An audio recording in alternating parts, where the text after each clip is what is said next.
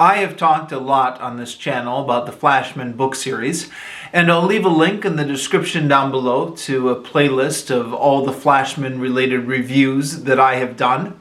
But finally now, I'm getting around to talking about the Flashman movie. This is Royal Flash.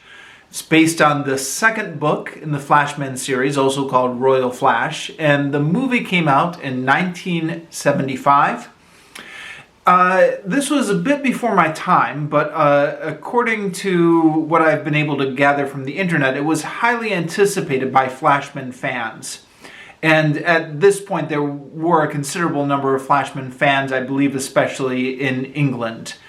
But the film was a big disappointment and was subsequently the first and only Flashman movie ever made. George MacDonald Fraser, who was the author of the Flashman books, after the experience of this movie, said that he would never let anyone adapt Flashman ever again unless he had complete creative control over everything, which he said would never happen in Hollywood anyways. He's got some experience. He's worked as a Hollywood screenwriter. So essentially it means he was never let anyone adapt Flashman again. And sure enough, Flashman was never adapted again for the movies or TV. I'm not sure. What do you guys think? What do you suppose the odds are of him being adapted someday? I mean, part of me thinks the way we've got so many streaming networks and the way they're going through so many IP properties, it's just a matter of time before sooner or later somebody decides to rediscover Flashman. But the other part of me thinks that this is way too politically incorrect for nowadays. It barely got made in the 70s. It's, the 70s was one thing, but I couldn't imagine them filming this series today, at least not without major alterations to it. But that's just me hypothesizing. Let me know in the comments what you think. But yeah, talking about this Flashman movie. So I had been advised not to watch this movie by a British friend of mine who was also a huge Flashman fan. He had actually started the movie but turned it off because he said he didn't want the movie spoiling Flashman for him. He felt like if he watched the movie too long, he would have the image of Flashman in his head from the movies, which he didn't feel at all fit with the books. So there's that critique, and little searching around the internet reveals that a number of other people have made that critique. They're not happy with the portrayal of Flashman himself. But the other thing that turned a lot of fans off, and the thing that's a little bit odd about this movie, is it jumps right to the second book in the Flashman series. So, the logical place to start when adapting the series would be to start with book one, because it's the first book. It's also the first book chronologically in terms of the internal continuity. But they decided to jump to book two for reasons. Now, the exact reason that they jumped through book two, I can't find definitively stated on the internet anywhere. Wikipedia has some musings. There was also an interview with Malcolm McDowell, who plays the character of Flashman in the AV Club some years ago, in which Malcolm McDowell said that the first book just had too much baggage associated with it. So they decided to just jump right to book two. Now, he doesn't come out and explicitly say what the baggage was that was associated with the first book, but it's not difficult to surmise. First book was about the British quagmire in Afghanistan. So this was coming right on the heels of the American quagmire in Vietnam, or certainly when production of this movie was first being talked about. The movie came out in 75, but the wheel started turning earlier than that. So the Americans were still in Vietnam at that time. So, a little bit maybe too sensitive, or I don't know. Maybe the timeliness of the topic would have made it more successful. But the other thing about the first book is that there's some ill treatment of women in that book. Now that's kind of true of most of the Flashman books, but the first book especially has a bit of, I guess, what you would call non-consensual sex is one way of putting it. And so that obviously is difficult to adapt to the screen. It works arguably in the book. I say arguably because it's a questionable choice. And I already talked about this in more than one video, kind of trying to parse the morality of those scenes in the context of fiction and satire and irony and anti-hero and all that kind of stuff.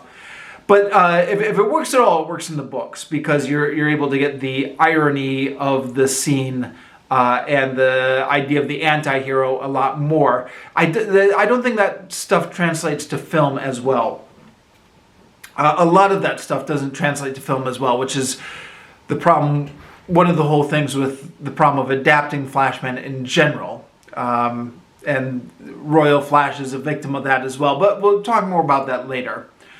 But the other thing is that the first film would have been much more expensive to film because you would have had all these set-piece battles to film, and it's takes place in an exotic location in Afghanistan. Whereas the second film largely takes place just inside of a castle. And when you watch the movie, you're largely just watching it take place inside of a castle. So it must have been much cheaper to film than the first film. I'm sure that was a factor when they decided to adapt the first film. But as Malcolm McDowell says, a lot of Flashman fans realized they were adapting the second book instead of the first book. They said, that's weird, and so they didn't go see it, and the film was not a success. But having watched it, I've got to say, I don't think it's a terrible film.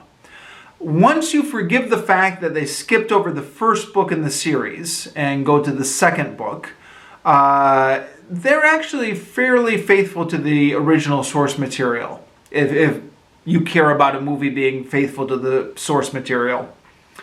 So the story of Flashman bumbling into Otto von Bismarck and Lola Montez, who are two real historical characters, and then getting on both of their bad sides, and then becoming the victims of their machinations in the fictional kingdom of Strakans, all unfolds pretty much the way it happens in the book. And yet, I hate to say it, the movie's pretty boring to watch. Exactly what went wrong here is hard for me to put my finger on. All the right elements seem to be in place, but the comedy just really isn't that funny. And the swashbuckling scenes just aren't that exciting. In other words, there's nothing really wrong with this film, but there's nothing really right with it either. It plods along dutifully enough, hitting all the plot points from the original novel, but just never manages to become engaging in its own right. Roger Ebert, in his review of this film, says, "It's as if Lester and Fraser," that's the director and the screenwriter, "had such faith in the intrinsic funniness of a comic swashbuckler that they didn't work to make this particular one funny. So all the elements are in place, but nothing seems to work and nobody seems much concerned." So I think if you go through the history of book to film adaptations, you can find tons of films like this. They're faithful enough adaptations of the source material. They go through and they hit all the plot points, but they just never get that sense of magic in them, that nothing really takes off. And And yeah, this is just another example. So the humor in the book doesn't translate as well onto screen as much because it's more of an ironic kind of humor. They do try to compensate for this in the screen version by adding in little bits of slapstick and funny faces and people stubbing their toes and stuff like that. But it's not terribly funny. It doesn't work. So making a funny film is hard. Just getting that magic is. It would be nice if you could just snap your fingers and say, make this film funny. But you either have the talent for comedic genius or you don't, and this film doesn't seem to have it. Part of the problem as well is that in a Flashman book, the actual story is really only half the pleasure.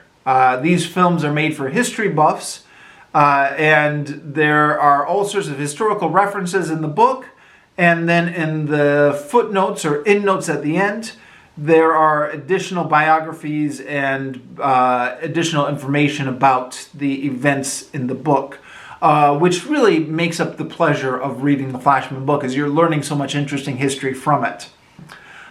You can't do that in a movie, obviously, and again, here we get once again to the poor choice of the second book in the series. Royal Flash is the only book in the Flashman series which is largely not based upon real history. It takes place in a fictional kingdom.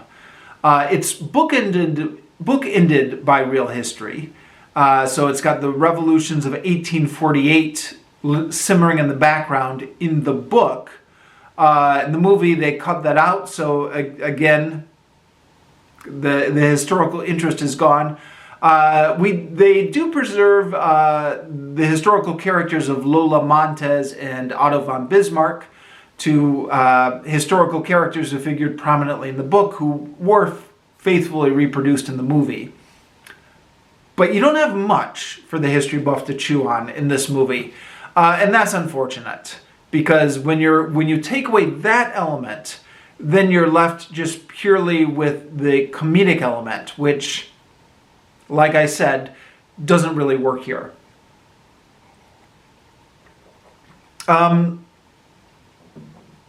The director of this movie is Richard Lester, which I didn't realize this until I looked it up on Wikipedia. But he was also the guy who did the Beatles movies. He did A Hard Day's Night and Help, both of which I watched many times over back during my teenage years when I was a Beatles fan. And one of these days I should watch those movies again and talk about them on this channel, but that's for another day. So yeah, that's an interesting little bit of trivia for you maybe. But the other thing is I as somebody who's seen those Beatles films many times over, I feel like I noticed some similarities in the style of them. One of them is when a character will make a little humorous aside, either to a camera or to another character. And that was in the Beatles films, and that same style of humor is in this Royal Flash film. The character just kind of quietly saying something to another character, which, yeah, this is an interesting style he does. It's not really done in a whisper. I guess it's maybe what you would call a stage whisper, where you as the audience are meant to just assume that it's said out of earshot of the other characters, even though it's loud enough for everyone to hear. But the other thing is you'll have to forgive me, I'm not very technical when it comes to film production. But there are scenes where there's a bunch of people talking and they're like far away from each other. Like maybe one's up on the roof and the other's on the ground. But you don't get the sense that their voices are separated by any distance. They seem all to be in the same room. And I'm fairly sure this is because that the sound was dubbed in later. So the actors were sent out there without any microphones, and then they had them all come into the recording studio to record their lines later and then overdub that on the film. Again, I don't know much about technical stuff when it comes to film production, but it's got to be something like that, because there's this disconnect between the audio and what you're seeing on the screen a little bit, which can be distracting, but I think maybe that was just common of how British films were done in that era. There's some interesting casting in this movie. There's Oliver Reed, who is a British famous actor. He's perhaps best known for playing tough, imposing characters. I remember him from the musical Oliver, which is another movie I haven't seen for ages, but I used to watch that when I was a kid. He played Bill Sikes, like the big bad guy in the Oliver movie. And he's here as Otto von Bismarck, and also looking just as big and imposing. And then Bob Hoskins, who has a devoted fan base. He's the guy. He was in Roger Rabbit movie. He played Eddie, the detective who was paired up with Roger Rabbit. He is in this movie as one of his first film roles. He doesn't have a major part, but he's got a few lines. He plays a Cockney London police officer. According to Roger Ebert's review of this film is also populated with lots of British extras who are famous in Britain for constantly being character actors for Victorian type scenes. I'll take Roger Ebert's word for it. I couldn't recognize any of those actors. And then there's Malcolm McDowell as Flashman. So, like I said, the casting of Malcolm McDowell has been controversial among Flashman fans. It was, I believe, somewhat controversial even at the time. They originally wanted somebody different for Flashman. But the studio wanted Malcolm McDowell because Malcolm McDowell was more famous. Malcolm McDowell is probably today, I think, best known for his work in Clockwork Orange, where he played the main character. He was also the villain in the Star Trek film Generations, also known as Star Trek 7. And, he was in a bunch of stuff, but at least those two movies are what I mostly associate him with. And now, I guess, the Royal Flashman movie. Sorry, Royal Flash.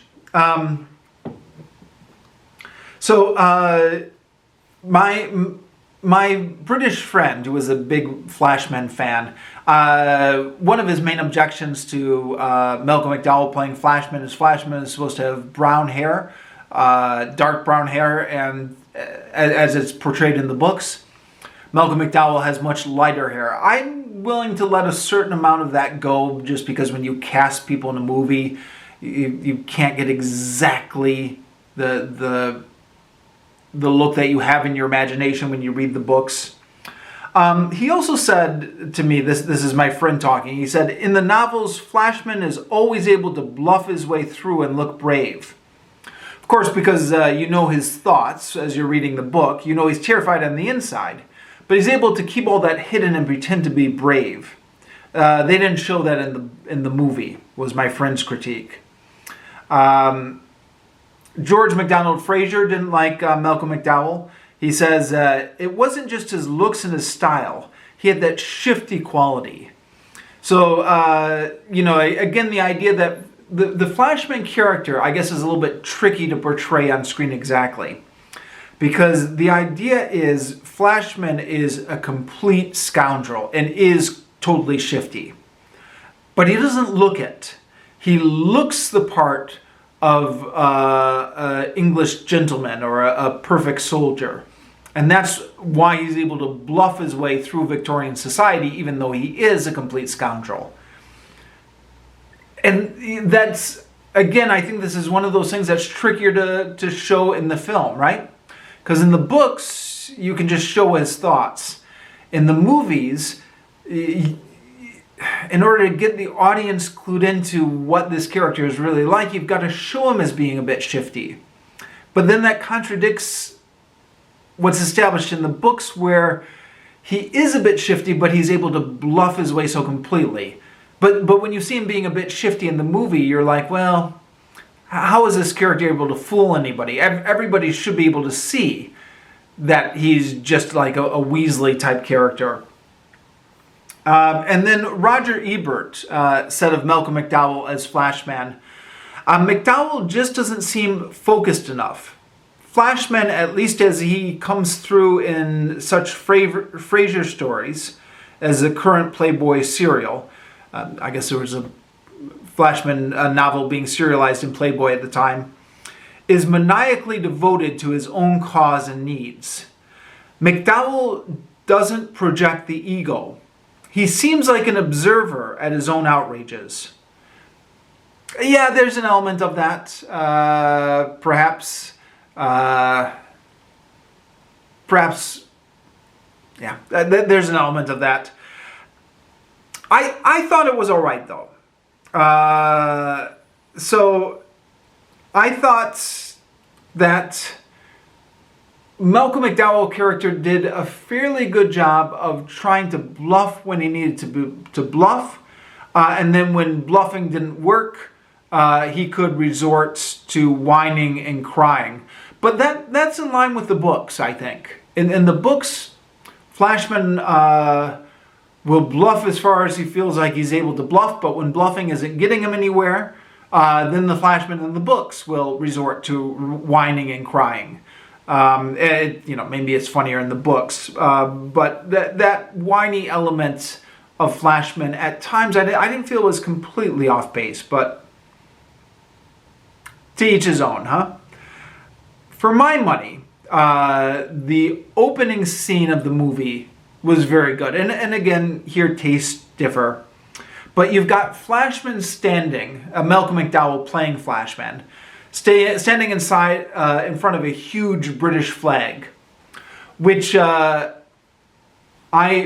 saw this and I immediately thought it was a parody of the movie Patton, the opening scene of Patton. Wikipedia as well seems to back this up. Wikipedia says it's apparently a parody of Patton. So he's standing in front of this huge British flag, and he's given this speech to a bunch of schoolboys about the need to be good English gentlemen and play up and play the game and wash your ears and do your duty. And he's got that zealot's gleam in his eyes where you feel like he's just selling this completely. And then in the very next scene, of course, it shows him in a whorehouse.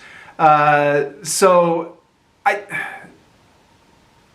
I thought that opening of the movie was quite good, and that opening speech was quite good. People who don't like Malcolm McDowell's Flashman may disagree, but I thought the opening scene was quite good. The rest of the movie drags on a little bit. Like I said, there's nothing really wrong with it in my opinion, but there's nothing really right about it either. It gets a little boring to watch through. But that opening scene, quite good.